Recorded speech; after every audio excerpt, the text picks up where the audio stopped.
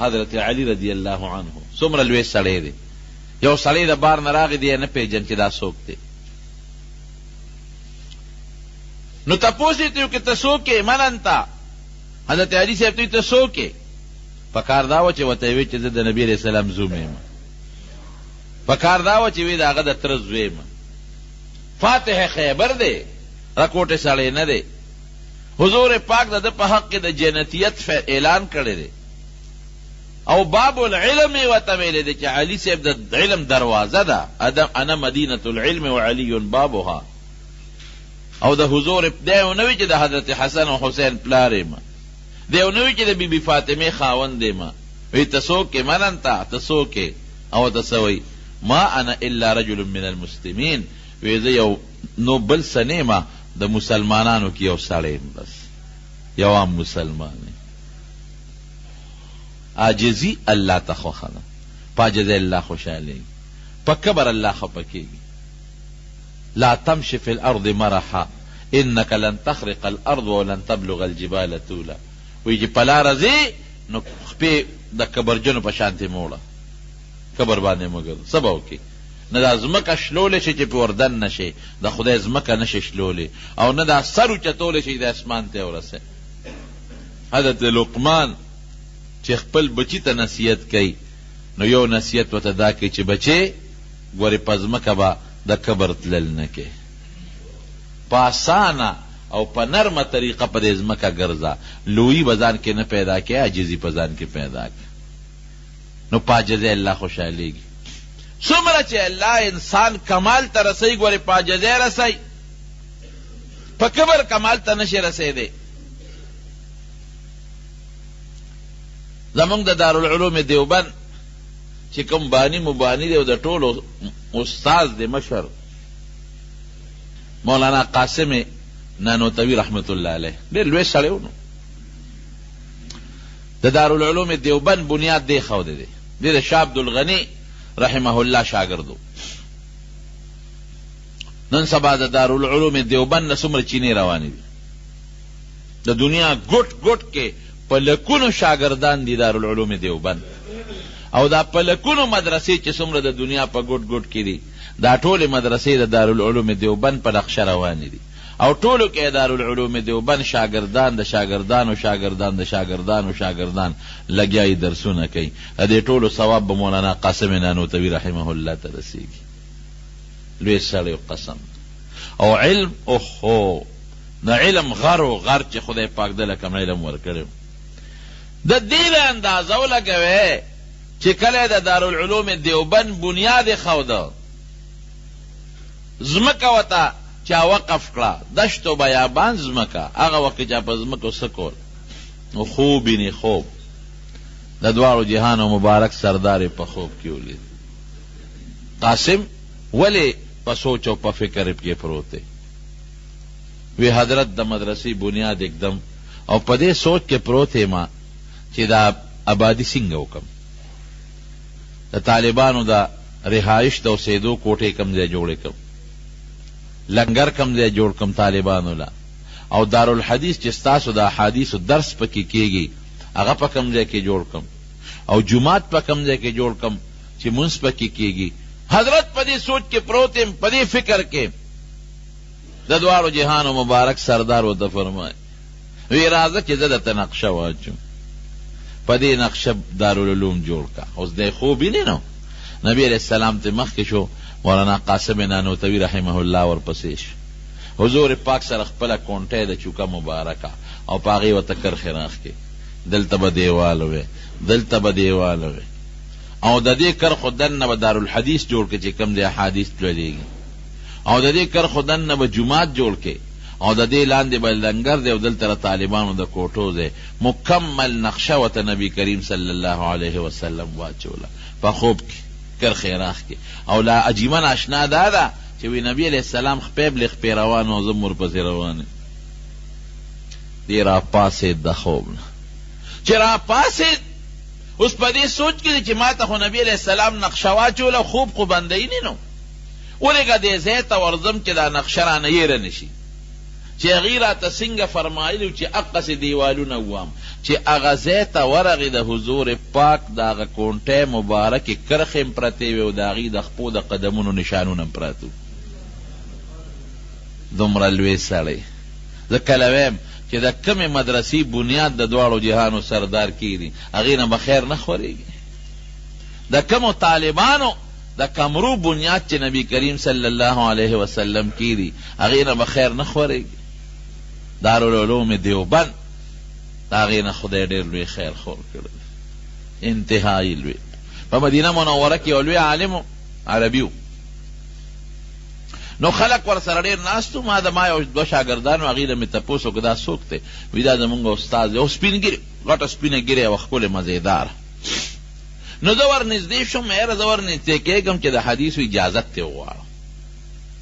ستاسو استاد دی او سپین ګیرې دی او ډېر لوی سړی دی، زه به ور نږدې شم چې زه د ده نه د حدیثو اجازت وغواړم. نو چې زه ور سره کېناستم ما ته معلومات اخیستل. مې حضرت تاسو احادیث چا نه ویلي؟ وی زما فلان کې استاد یو عربي استاد یې راته وښوي هغه زما استاد دی. مې حضرت د هغه استاد څوک دی؟ وی هغه ستاسو په انډیا کې د شیخ الهند مولانا محمود الحسن رحمه الله شاګرد. بس ما غږ بیا ونه کړ. مې سند دی زمونږ دیوبند ته رسېدلی. مې شکر دا سند زمونږ شته. زمونږ استاد مولانا عبدالحق صاحب دی رحمه الله د دارالعلوم حقاني شیخ الحدیث او بانی، او د هغه استاد مولانا حسین احمد مدني صاحب او د هغه استاد شیخ الهند صاحب دی. ما یې ګوره عربو کې لوی شیوخ دا د دارالعلوم دیوبند شاګردان دي، په افغانستان کې، پاکستان کې، بنگلادیش کې، او دارنګې دا نور ملکونه چې څومره دي، برما ده او که دا نور علاقې دي، دا ټولو کې اکثریت د دارالعلوم دیوبند بچي دي. نن په دنیا کې ګوره څومره د دین کار چې کېږي. دا تبلیغي حضرات مولانا الیاس صاحب رحمت الله علیه الله ته څونه کار واغشت، د هغه استاد شیخ الهند صاحب او د شیخ الهند صاحب استاد مولانا قاسم نانوتوي رحمت الله علیه. نو دومره لوی سړی دی، عجزي څونه ده، عجزۍ ته یې ګوره.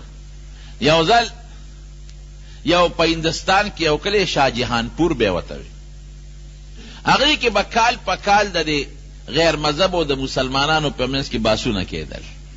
هندوان به م راغونډ شو، سیکان به مو، مسلمانان به مو، انګریزان به مو. نو د هغې علاقې خلکو مشوره وکړه چې دې ځل لمونږ د باس له او د تقریر له او د مناظرې له څوک راغواړو. ټولو په دې فیصله وکړه چې مولانا قاسم نانوتوي رحمت الله علیه راغواړو. لوی سړی دی او لوی علم خدای ورکړی دی، دا مناظره به دې وکړي. نو مولانا قاسم نانوتوي رحمت الله علیه پسې د هغې علاقې عالمان رالل. وی صاحب سخت کال موږ هندوانو سیکانو سره د خپل اسلام په مطابق چې کم باس کو او د اسلام هغه حقانیت ورته ښکاره کو، نو د هغې دپاره موږ د ټولو علماو سته انتخاب کړی دی. نه به ته کې وی ورځ هم کومه مقرر کړې ده، وی په پلانکې میاشت کې پلانکې ورځ. وی ډېره ښه ده، زه به د هغې نه یو ورځ مخکې درځم چې کوم تاریخ ستاسو دی د هغې نه به یو ورځ مخکې درځم شاهجهانپور ته. چې هغه تاریخ راورسېد د هغې نه یو ورځ مخکې خلک رالل ریلګاډي ته، ریلګاډي کې به درځم، ټرین کې خلک ریلګاډي په د شاهجهانپور چې کوم ریلوے سټیشن دی، د دنیا عالمان او مسلمانان او طالبان دا راغلي دي او لوی استقبال دی چې مولانا قاسم نانوتوي رحمت الله علیه به راځي او د هغې استقبال به کوو. لوی عالم دی. دی چې کله په ریلګاډي کې را روان شوی دی سوچ یې کړی دی چې دا خو به ټول خلک زما استقبال له راغلي، عالمان به م راغلي، هغه ته پته وه دا خو به زما په زړه کې زه دومره لوی سړی یم چې دومره مولیان دی زما استقبال وکړي، او بیا چې استقبال کوي نو چغې به وایي زنده‌باد او زنده‌باد زنده‌باد. یاره دا خو را باندې ښه نه لګي، قاسمه دومره لوی سړی خو نه، دومره لوی سړی. نو د هغې ریلوے سټیشن نه مخکې بل ریلوے سټیشن راته 15 کیلومیټره د هغې او د دې منځ کې فرق و. نو دی په هغه ریلوے سټیشن باندې کوشو، د هغې نه مخکې کوشو. ریلګاډی چې کله ورسېد نو خلکو ډبې کتلې دی پکې نشته، یو ډبې ګوري بله ډبې ګوري، لوی استقبال دی او بینرې دی او زنده‌باد چغې دي.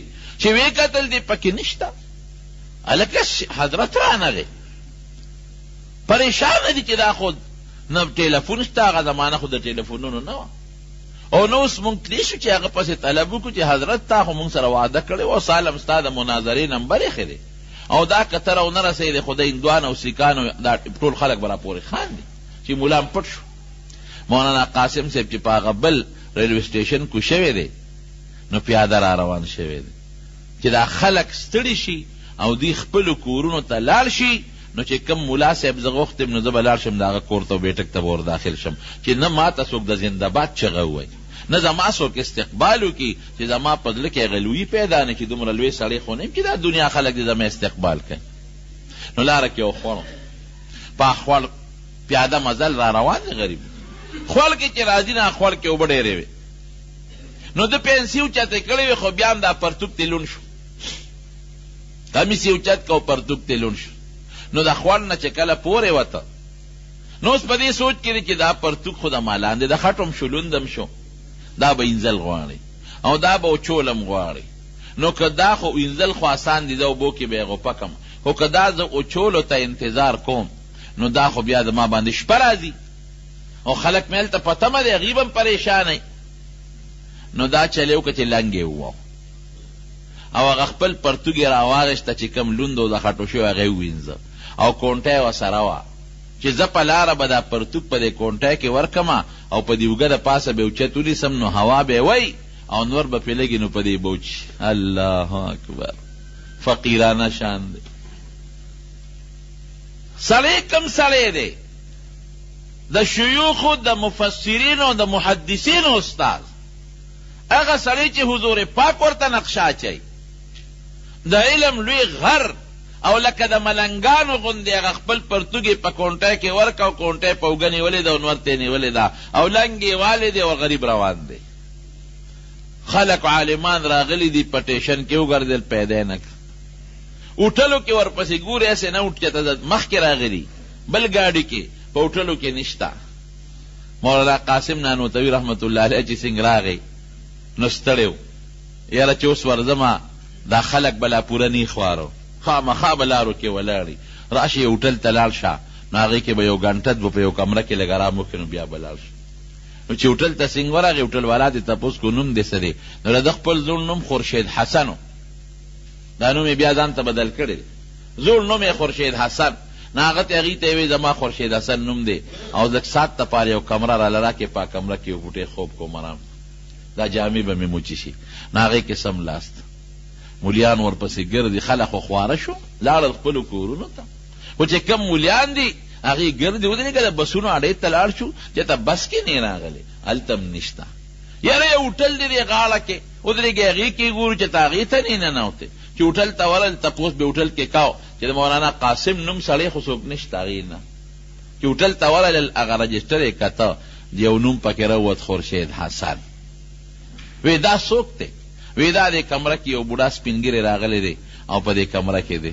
وی شکل یې څنګه دی؟ وی نرۍ غوندې شکل یې د خامتا جامې لاندې لنګ والی دی او مولا غوندې معلومیږي، خو هندوانو. وی ودرېږئ ممکن ده چې همدا وایي چې دروازې وټکوله مولانا قاسم صاحب پکې حضرت مونږ خو ستا لوی استقبال دپاره ولاړو په ګاډي ټرین کې په ریلوے سټیشن کې او ته علاقې ټول علما او عوام الناس او د هندوانو سیکانو سره مقابله و، نو مونږ خپل شان ننښاو چې دا به لوی شان کې تا مونږ بوزو، دا تاسو څنګه راغلی؟ وی دقې خبرې نه مې ځان پټ کړی ځکه هوټل کې کمره کې دی رہی. قاسم دومره لوی سړی نه دی چې تاسو د په لویه مجمع کې د هغه د زنده‌باد چغې ووهئ. قاسم دومره لوی سړی نه دی چې دومره لوی علما د هغې استقبال ته په لارو کوڅو کې ولاړ